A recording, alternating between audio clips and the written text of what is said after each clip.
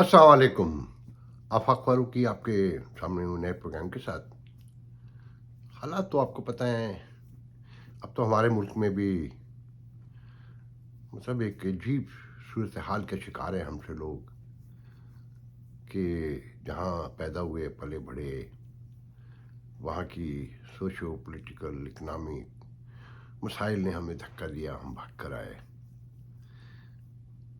यहाँ बड़े मुतमईन थे, सुकून थे। 9/11 हो गया, उससे पहले भी ऐसा ही वाक़या मगर मामूली था। फिर अब बात कोविड से लेकर कहाँ तक आ गई है कि आज साउथ कोरिया कह रहा है अमेरिका से माफ़ी मांगें। जो लीक्स आई आपने देखी होंगी यूक्रेन वार के हवाले से, रशिया चाइना, एक लंबी तूफान बदतमीज़ी, फिर डोनाल्ड ट्रंप। एनीवे आगे बढ़ते हैं, वहीं आते हैं जहाँ दिल अटका हुआ है। देखें, ये समाज, ये ख़ानदान, माशरा, कुछ ज़ाब्ते अखलाक होते हैं ना, उसूल होते हैं उसकी बुनियाद पर कि पहली शर्त तो ये है कि आपके उसूल लॉजिकल हों और वो आप दूसरों को समझाने में कामयाब रहे हों। इमरानी मुआहदा, सोशल कॉन्ट्रैक्ट, आइन, ज़ाब्ते अखलाकी कल भी बताया था। और उसका अगर वो लॉजिक पर है, मेरिट पर है, आप प्रॉपर इंसाफ करते हैं, बराबरी की बुनियाद पे करते हैं, तो आपका घर हो, ख़ानदान हो, समाज हो, आपका एहतराम होता है। अच्छा, किसी भी कानून की इम्प्लीमेंटेशन के लिए रिस्पेक्ट पहले आती है, उसकी इम्प्लीमेंटेशन से पहले, कि जिसे सज़ा दी जा रही है उससे भी पता हो कि ये दुरुस्त दी जा रही है, और अगर मैं इसे मानने से इनकार करूँगा तो पूरा ख़ानदान, पूरा घर, पूरा समाज मेरे ख़िलाफ़ हो जाएगा, मैं लड़ नहीं पाऊँगा, इसलिए मुझे सरेंडर करना होगा। ये है बुनियादी उसूल। अब अपने अराउंड में देखिए कि क्या हो रहा है। सुप्रीम कोर्ट तो एक फाइनल अथॉरिटी होती है ना, कि बस जो कह दिया वो कह दिया, और समाज को मानना होगा कि वो एक न्यूट्रल इदारा होता है, इंडिपेंडेंसी होती है उसकी अपनी, और वो जो आपकी रियासत के समाजी इमरानी मुआहदा है उसके तहत जो कवानीन बनाए गए हैं, जो पार्लियामेंट, जो आपके नुमाइंदे जाते हैं, जो उसे लेजिस्लेट करते हैं और वो मार्क लेकर आते हैं, उसकी रोशनी में फैसला होता है, तो सब एहतराम करते हैं। अब आपके यहाँ क्या हो रहा है? अच्छा, हम अक्सर सुनते होंगे ना, बल्कि सुनते क्या, रोज़ाना की बात है कि हमारे समाज में लोग एक दूसरे से जलते बहुत हैं, गुस्सा बहुत खाते हैं, टांगे एक दूसरे की घसीटते हैं, मुखालफत करते हैं, ग़ीबत करते हैं। ये पता है कब होता है? जब वो सोशल कॉन्ट्रैक्ट टूट जाता है, कि उसमें से इंसाफ, कानून और मेरिट बाहर कर दें, और सबको पता हो कि अब वो केओस है, जैसे पाकिस्तान में ट्रैफिक का निज़ाम है ना, कि जो घुस जाएगा वो आगे निकल जाएगा, लाइट तो कोई है ही नहीं।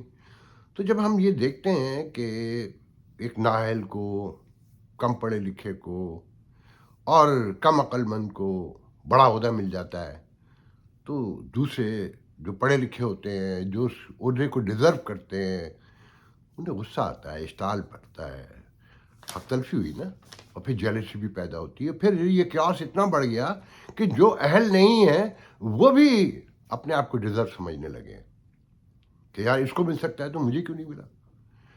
और बेमकसद भी कि डॉक्टर की फील्ड है, मैं डॉक्टर नहीं हूँ मगर मैं डॉक्टर की तरक्की से जल रहा हूँ, कि मैं डॉक्टर भी बनने को तैयार हूँ। तो ये जो हमारे अंदर सारी जेलसी है, नफरत है, गुस्सा है, कि जब सोशल सिस्टम ब्रेक डाउन हो जाए उसके बाद ये होता है। तो आज सिचुएशन ये है कि आप नोट करें कि पार्लियामेंट ने तो कल कह दिया था, राना सनाउल्ला ने, कि टिट फॉर टैट होगा, फिर माइट इज़ अगर राइट है तो ठीक है, फिर देखेंगे। तो आज सुप्रीम कोर्ट ने जो कल तक कहा जा रहा था कि फायद ईसा से उनकी मुलाकात हुई है और मामला दुरुस्त होंगे, आज उसने तारीखी काम किया। एक तो उन्होंने सेक्रेटरी फाइनेंस को, स्टेट बैंक को, सबको बुला लिया उस सुबह मोटे वाले केस में कि जी 14 मई को इंतखाबात हों और फ्राइडे को आप हाजिर हो जाए सब कुछ लेकर, कि पैसे हैं कि नहीं हैं, या खुद जानबूझ के नहीं दे रहे। साफ लग रहा है एटीट्यूड से, बिहेवियर से, कि जनाब क्या फैसला आएगा। और फिर कह दिया गया कि जिन्होंने जो हुक्म वदूली की है, जो डिसोबे कर रहे हैं, انہیں پتہ ہے کہ اس کے انجام کیا ہوگا، اس کے واضح نشانیاں موجود ہیں. مطلب جو آزاد کشمیر میں ابھی 2 دن پہلے ہوا کہ ریاض تنویر کو فارغ کر دیا گیا، تو انہوں نے صاف کہا کہ ہم تمہیں بھی فارغ کر دیں گے. نظر بھی آتا ہے. پھر ساتھ میں کہ جو پٹیشنز گئی تھیں کہ جو لیجسلیٹر جو کیا نام ہے، کیا کہتے ہیں اس کو، اصلاحات بل، عدالتی جوڈیشری ریفارم بل جو تھا، کہ وہ ابھی فائنل منظور بھی نہیں ہوا. ایک امید ہے کہ یہ صدر واپس بھی کر دیں گے تو وہ دونوں ہاؤس سے پھر پاس ہو جائے گا اور وہ لیجسلیشن ہو جائے گی، ایک لا بن جائے گا. اس میں محترم نے چیف جسٹس صاحب نے پورا 8 ججوں کا ایک بینچ بنا دیا. اور 8 جج وہ کون ہیں؟ جو عمرانڈو کہلاتے ہیں، جو چیف جسٹس کے کہنے پر سانس لیتے ہیں، کھانستے ہیں، کھاتے ہیں، پیتے ہیں، سوتے ہیں، جاگتے ہیں. اور اس میں سینئر موسٹ وہ 4 جج بھی شامل ہیں جنہیں آؤٹ آف ٹرن پروموشن دے کر سپریم کورٹ لایا گیا، اور جن پہ بڑے جھگڑے بھی ہوئے، مگر اس حکومت نے کیونکہ اسے تو کنٹینیو کرنا تھا، ان کے لیے ہاکی تھی یا فائریسا اور گرو بال وہ 8 جج جس پر ان کے اپنے پسندیدہ جو عمران ڈو لائرز کہلاتے ہیں، انکلوڈنگ حامد خان، انہوں نے بھی کہہ دیا کہ کچھ سمجھ میں نہیں آیا کہ یہ کیا ہو رہا ہے اور اس طرح تو نہیں ہوگا کام. اور وہ راجہ سلمان اکبر جو کبھی نواز شریف کانسٹیٹیوشن اس کی باتیں کرتے تھے، آج کل عمران خان کے وکیل ہیں اور کہیں نہ کہیں گھما پھرا کے طریقے سے خان صاحب کو فیور کر جاتے ہیں. انہوں نے تو یہاں تک کہہ دیا کہ بینچ کی تشکیل کا ان کے ناموں کا سن کر مجھے دھچکا لگا. کیا ہوا؟ دھچکا لگا. Bar council, Pakistan bar council سے لے کر ہر طرف ہر لائر یہ کہہ رہا ہے کہ یہ سمجھ سے باہر ہے جو کچھ ہو رہا ہے. مطلب مائٹ از رائٹ، اب جو ہوگا. اچھا، اب اس میں یہ سوچیں، میں دوسری سے بعد میں آؤں گا بھی، کہ جب آپ کی رسپیکٹ ختم ہو گئی، آپ کنٹروورشل ہو گئے اور نافرمانی ہو چکی، آپ کے فیصلے کی کوئی حیثیت ہے؟ کیونکہ آپ ایک ایسا ادارہ ہے جو صرف فیصلہ سنا سکتا ہے، اس کا امپلیمنٹیشن کام حکومت کا ہے. جب بظاہر یہ کہا جا رہا ہے نا کہ حکومت اسٹیبلشمنٹ ایک پیج پر ہے، آپ کو لگتا ہے کہ اس فیصلے پہ کوئی عمل درآمد ہوگا؟ ان کی اپنی کوئی پولیس فورس تو نہیں ہے، فوج تو نہیں ہے نا، اور کوئی اور طریقہ کار بھی نہیں ہے، کوئی جنگی جہاز بھی نہیں ہے کہ اس کا امپلیمنٹیشن کروایا جائے. پھر وکلا نے پورے ملک کے سپریم جو پاکستان بار کونسل ہے اس نے آج ہڑتال کا اعلان کر دیا، ملک گیر ہڑتال کا. اور وہ رو رہے ہیں کہ ہم نے یہ عدالتیں اس لیے بحال کرائی تھیں، اس لیے ہم جیلوں میں گئے تھے، اس لیے ہم نے گولیاں کھائی تھیں، لاٹھیاں کھائی تھیں، زخمی ہوئے تھے، یہ عدلیہ اس لیے بحال کروائی گئی تھی. اچھا، یہ جو قانون بننے سے پہلے سو موٹیو ایک پٹیشن آئی ہیں 3-4، اس پر جو بنچ بنا ہے، اس سے پہلے جو مثال ہے وہ بھی اسی جج کی ہے، افتخار چودھری کی، جس کے لیے تحریک بحالی عدلیہ چلائی گئی، جس نے آ کے قیامت ڈھائی اور اس عدلیہ کا ایک مذاق بنا کر رکھ دیا.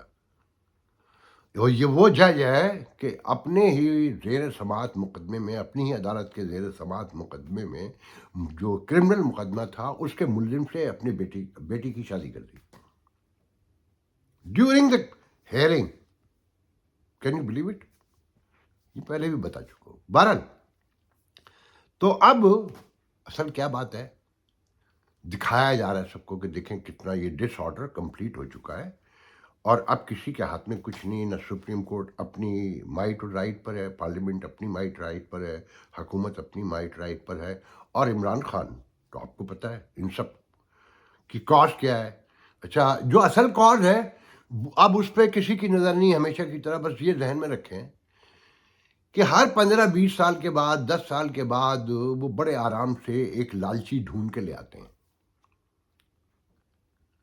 اس سیاست میں انسرٹ کر دیتے ہیں. جو پرانے جن میں میچورٹی آ رہی ہوتی ہے پولیٹیشین میں، ان کے درمیان کیونکہ فل میچور تو یہ بھی نہیں ہوتے، ٹائم لگتا ہے نا، کہ کہتے ہیں نا کہ میچورٹی آتے آتے آتی ہے. نواز شریف سے شروع کر لیں، بھٹو سے کر لیں، کہیں سے کر لیں، تو خان صاحب کو انہوں نے 2008-2009 کے بعد انسرٹ کیا. اب آپ ان کا طریقہ کار دیکھیں کہ وہ پہلی بار اسمبلی میں جیتے 2013 کی اسمبلی میں، तो वो असम्बली छोड़ के चले गए, गालियां दे के, लानतें भेज के, धरने, या फिर जो कुछ हुआ सब आपको पता है। फिर वापस आ गए, थूक के चाट लिया। अब या तो हुकूमत दो उन्हें, हुकूमत में रहे, जिस दिन हुकूमत गई उसके बाद से कोराम डाल दिया, फिर असम्बलियों से बाहर आ गए। और केपीके की और पंजाब की मैं तोड़ दूंगा। अच्छा, उन्हें ये नहीं पता था कि ये जो अपोजिशन है, जो तुम्हारी अब हुकूमत है, ये तुमसे ज़्यादा समझदार है, चालाक है, मक्कार है और तजर्बेकार है। वो रोज़ चढ़ाते थे कि तुम्हारे पास 2 मेजर सूबे, उन्हें तोड़ो, इलेक्शन करा लो। उन्होंने इनको चढ़ा के वो तोड़वा दिए। अब आरिफ अलवी जो कहता है कि मैं पूरे पाकिस्तान का सदर हूँ और पीटीआई का नहीं हूँ, वो कहता है कि जी या तो इलेक्शन करवाओ, या जिन्होंने इस्तीफे दिए थे उन्हें असेंबली में वापस लेकर आओ, इसके अलावा कोई हल नहीं है। वो जो कल तक कहता था कि फायद ईसा के खिलाफ खान साहब ने गलती की थी रेफरेंस भेजने की, और मैंने खान साहब के कहने पे कर दिया था, अब वो कहता है मैंने अपना माइंड यूज किया था उस रेफरेंस में। क्योंकि बात की और गधे की लात की तो कोई औकात ही नहीं है ना, जो चाहे कह दो।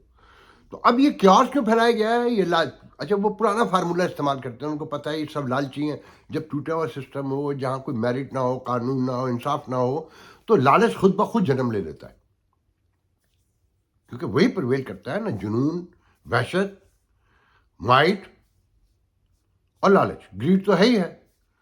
तो उन्होंने इसको इंसर्ट किया। अब वो फिर वही सिचुएशन है कि सुप्रीम कोर्ट देखे ना, जब मेरिट पे कोई आया ही नहीं है और एक आदमी बदमाशी कर रहा है और वो अदालत को समझ रहा है खुदाई मिल गई है कि खुदा की लाठी जैसे बेआवाज़ होती है, मैं चलाऊंगा और सब कुछ मेरे कंट्रोल में आ जाएगा, जब से ये पता ही नहीं है कि ऐसा पॉसिबल नहीं है, मगर पॉसिबल है। क्यों?